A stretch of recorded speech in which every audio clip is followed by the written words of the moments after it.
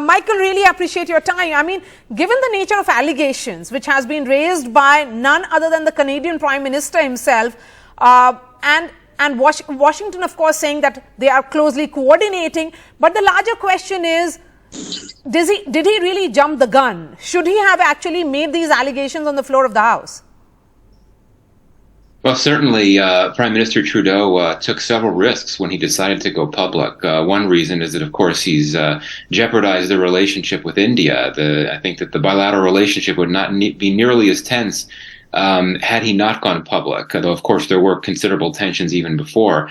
But I think the other risk that came out when he decided to go public is that there's now more pressure on him from both Canada and also India and beyond to actually show evidence. And so that means that, this is really it's not just a diplomatic issue and that there's pressure from India and there's a crisis with India, but it's also a domestic political crisis for Trudeau in a way, in that at home you have a lot of pressure from the opposition and others in the political class and the public calling for more evidence. That's what happens when you decide to go public with the allegations. There's been a lot of speculation about why he decided to go public. It's not my role to say why. I don't know for sure. But I think that probably from Canada's perspective, the view would be that the government was so confident that these allegations were correct that they felt it was necessary for them to put this out there to the Canadian public and to the world. But again, when you do that, the next question logically is going to be, well, show me the evidence. Of course,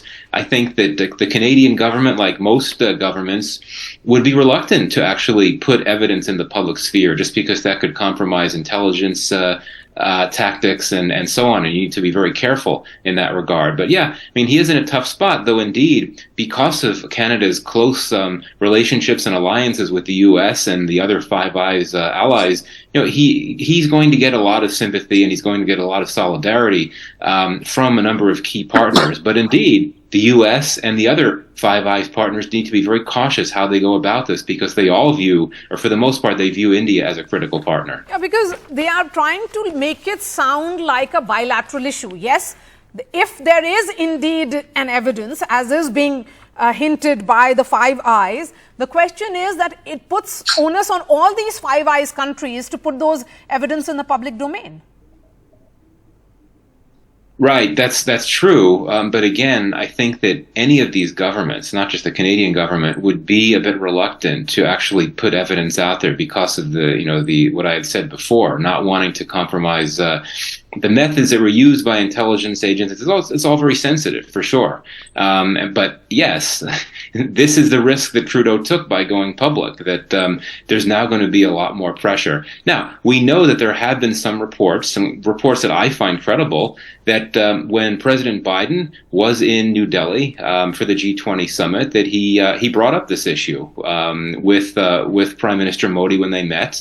And, so in that case, there could have been some information shared then. I don't know. But I think we have to look at this in the broader context, that the position from the U.S. side and the Canadian side is that indeed there actually has been conversations and information conveyed to the Indian side. In terms of specific evidence, that I don't know. But conversations have happened. And let's not forget that a senior Canadian official visited India several weeks ago to discuss this issue as well. The assassination happened 3 months ago, so there has been time to have conversations. Conversations have taken place, but indeed, New Delhi has said that no evidence was conveyed. But I think that some of the Five Eyes partners would think of this issue differently.